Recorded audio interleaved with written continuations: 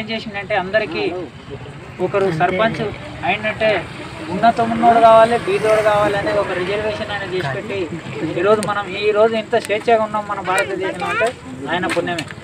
అంటే పైసా ఉన్నోనికి ఎంత విలువ ఉందో లేనోని కూడా రాజ్యాంగంలో అనేది అతను అట్లా పొందుపరిచినందుకే మనం ఈరోజు మన భారతదేశంలో ఇంత స్వేచ్ఛ ఎదురుతున్నాం. కాకపోతే మన దురదృష్టం ఏమంటే ఈ కరోనా వచ్చినందువల్ల ఆయన జయంతిని కూడా ప్రతి ఒక్కరు ఇంట్లో జరుపుకున్న వాళ్ళు ఉన్నారు, పంచాయతీలో జరుపుకున్న వాళ్ళు ఉన్నారు. ఏడ విగ్రహం ఉందో ఇప్పుడు మనం ఎట్లా పాటించినామో అన్ని విధాలుగా ఆయనని పూజ చేసేటోళ్ళు మ్యాక్సిమం 99% ఉన్నారు. ఏదో చిల్లర ఎవరో మాట్లాడతారు కానీ ఆయన గురించి మాట్లాడిన వాళ్ళు అయితే చెడు మాట్లాడిన వాళ్ళు అయితే ప్రపంచంలో ఇప్పుడు మన భారతదేశంలో ఎక్కడ లేరు.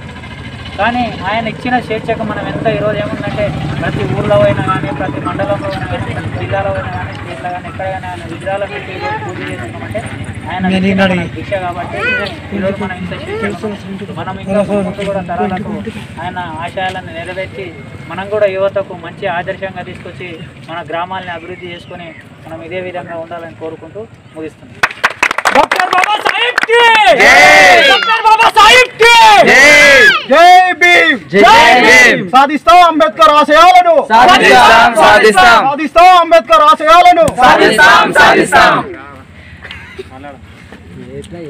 ఇంకెవరైనా మాట్లాడవలసిందిగా కోరుచున్నాను. చిన్న వచ్చిన 2 ముక్కలైనా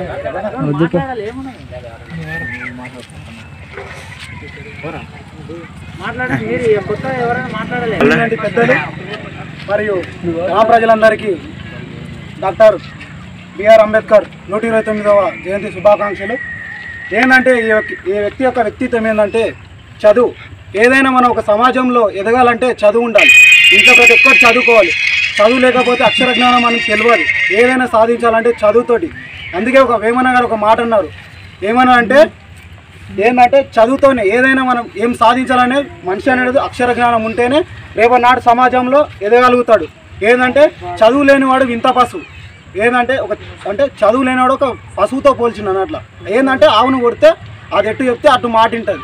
ఏంటంటే మనం కూడా సమాజంలో ఒకరిని చూసి ఒకరు ఎదగాలంటే ఒక మనిషి చదువుకుంటే అతను చూసి ఒక పలానా అతను చదువుతున్నట్టే అతను చూసి 10 మంది వాళ్ళకి ఆదర్శం తీసుకుంటారు.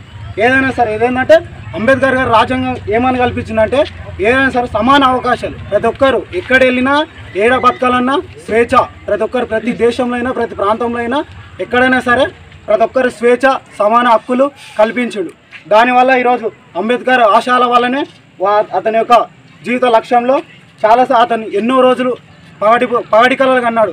నా దేశం ఎలా ఉంటుంది, నా ప్రజలు ఎలా ఉంటారు, నేనే ఈ స్థితిలో ఉండా, నేను చదువుకునే రోజుల్లో ఎలా ఉండా, నా ప్రజలు ఎలా ఉంటారని భారతదేశం ఆలోచించి ఒక రాజ్యాంగ కల్పన చేసి అందులోనే ఒక రాజ్యాంగం అంటే ఏంటంటే ఒక దేశంలో పరిపాలన.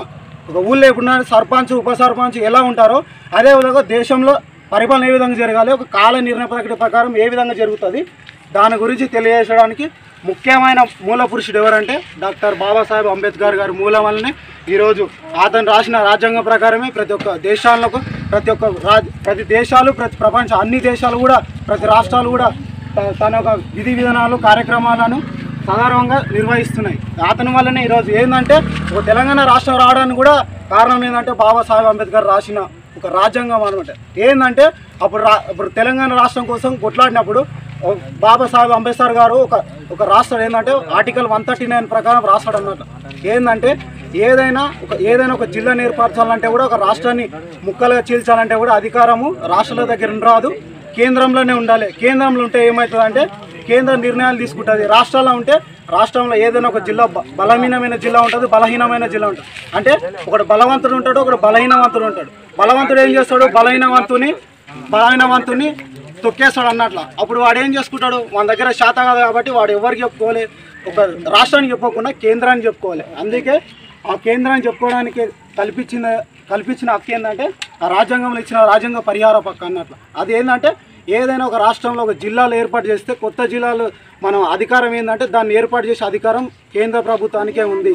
వాళ్ళ వల్ల మనకి ఈరోజు మ్యాక్సిమం 17 జిల్లాలే మన కేంద్ర ప్రభుత్వం ఆమోదించింది. మిగతా జిల్లాలు ఏంటంటే మనకు అధికారం లేని జిల్లాలు ఏంటంటే ములుగు, నారాయణపేట జిల్లాలు, ఇక తదితర కొన్ని జిల్లాలు ఉన్నాయన్నట్లు. అవి సెంట్రల్ లెవెల్లో లేవు అన్నట్లు. స్టేటే నిధులు ఇచ్చి నిధులు కారుస్తుంది. ఏంటంటే ఈరోజు మనం ఈ సమావేశం కారణం ఏంటంటే చదువే ముఖ్య ఉద్దేశం. మనం చదువుకుంటేనే బాగుపడతాం, లేకుంటే లేదు. దీనివల్లనే అతని కళ్ళ కణాలు మొత్తము ఏదంటే అప్పుడున్న సమాజంలో ఏంటంటే అంత వెట్టి చాకిరి, ఎక్కడ వేసినా అస్పృశ్యత, ఎవరిని ఇప్పుడున్న సమాజంలో ఏం లేదు. అప్పుడున్న అతను చదువుకున్న సమాజంలో అట్లా ఉంది కాబట్టి అతన్ని మేల్కోవాలని, ప్రతి ఒక్కరు మేల్కోవాలని అతని సమాజంలో తీసుకొచ్చి మన ఈ ప్రజలను అందరినీ మేల్కొల్పాలని చేసిండు. ఇంతటితో నా చిన్న ఉపన్యాసాన్ని ముగిస్తున్నాను.